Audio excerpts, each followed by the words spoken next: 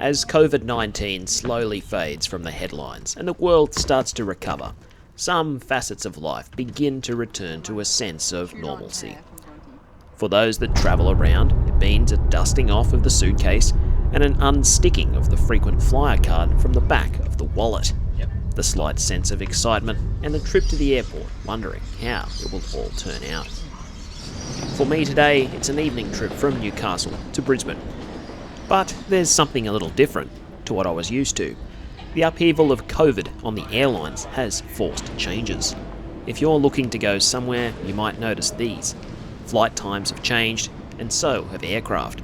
In this case, we're travelling to Brisbane for the first time on an Embraer E190 wet leased to QantasLink by Alliance. In the past, Qantas used to fly this route exclusively with Dash 8 Q400s run by Sunstate. It's quite possible this was to avoid too much competition with its own budget airline, Jetstar, which has a base in Newcastle and flies to Brisbane using their A320s. But it seems times are changing. During the pandemic, there was an introduction of the mighty 717-200 wet leased from National Jet Systems, and these still operate on this sector. But for today, it's a trip on the E-Jet. Newcastle Airport has seen significant upgrade work in the last 10 years. It's modern and becoming increasingly well connected to the rest of Australia, with flights to Adelaide, Melbourne, Cairns, Canberra and Brisbane, regional flights within New South Wales, seasonal flights internationally to New Zealand, and even talk of leisure destinations like the Sunshine Coast and Whitsundays being offered by new airline Bonza, which aims to launch towards the end of 2022. Newcastle Airport is relatively easy to access by car or government-subsidised bus, and sits between Newcastle and Port Stephens at Williamtown, the facilities being shared with the Royal Australian Air Force. Once through security, you'll find a small selection of shops, cafes, takeaway options, and a bar. One thing you will not find, however, are any airline lounges, which is a bit of a shame. This evening the terminal wasn't too busy as I waited for my flight, but even so, I decided to visit the smaller waiting section near Gate 4, which was otherwise deserted, apart from the cleaners.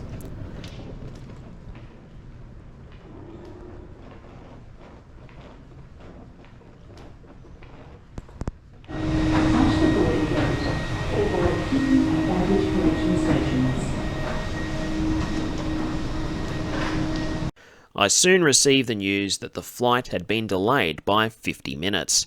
This is the second evening flight I've flown with Qantas in as many months, and both had faced delays of around an hour, which is frustrating when you've got somewhere you want to be. I did attempt to film the arrival of our aircraft, but the darkness and reflection on the glass made the footage of somewhat poor quality.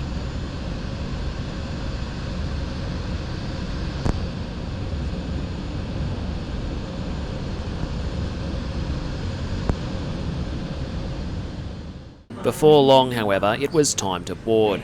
Today my ticket was complimentary on account of holding an American Express Qantas Ultimate card, which comes with $450 worth of travel per year, the same cost as the annual fee.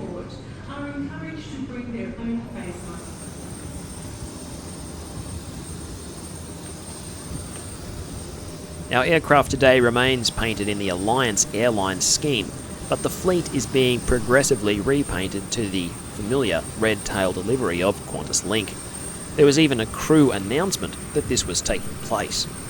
In any case, Alliance Airlines has just been purchased by the Qantas Group, meaning these planes will soon be fully in-house. On board there are 10 business and 84 economy seats. I was in 5F, the forwardmost of the economy seats. Business class gets a 2-1 layout with a 38-inch seat pitch. For most of the economy seats, you're looking at a 2-2 layout with 31 inches of pitch, one more than what you find on the Qantas Boeing 737s.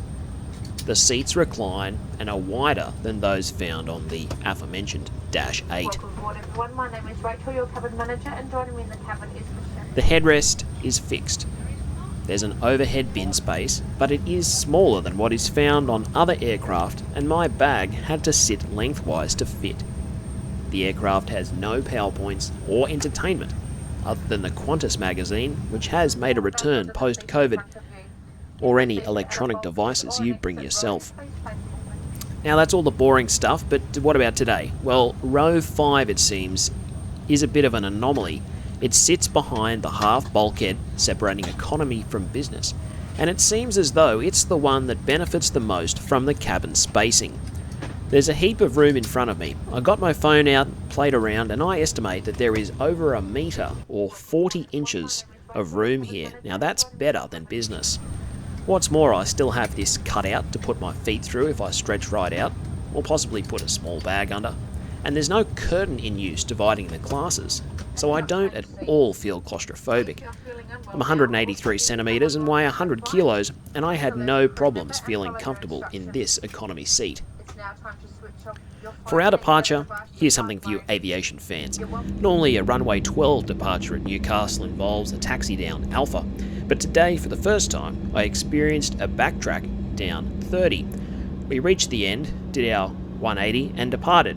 The night time once again crueling the footage.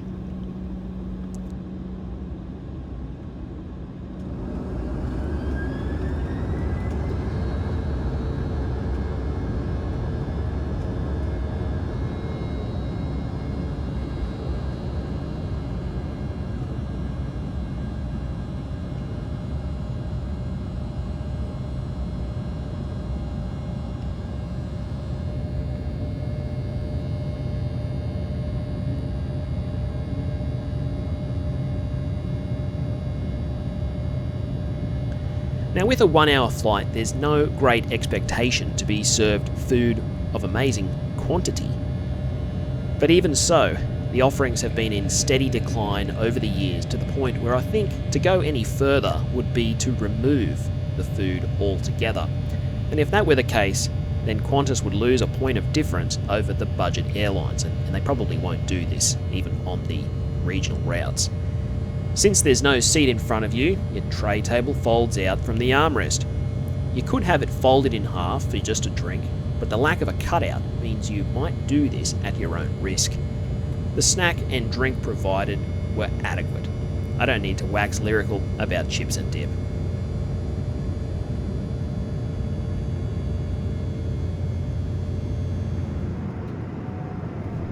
Later in the flight, I decided to walk down and visit the lavatory.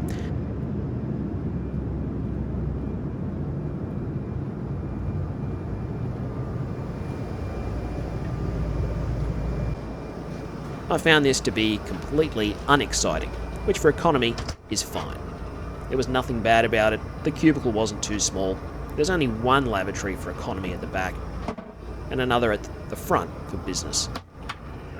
Good evening, welcome to flight to Brisbane, Chris Goldacre with you. As you would have noticed, we've just left cruising altitude at 39,000 feet. And, we do apologise for the late departure out of Newcastle tonight. Unfortunately, it's just due to various sectors running late. Doing all we can to pick up time for you.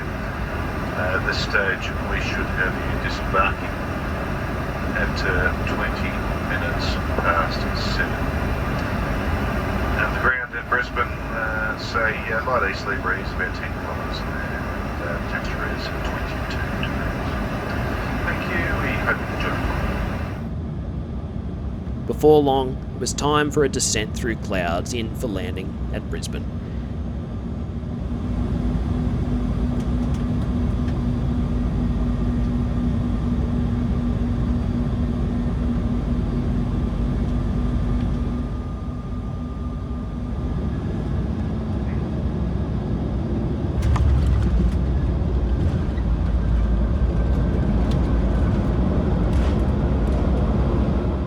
There was a 5-minute delay before we could access the gate, but at least we got ourselves a bridge. With many other flights from Newcastle to Brisbane, you'll find yourself at least walking downstairs and sometimes having to jump on an airside bus.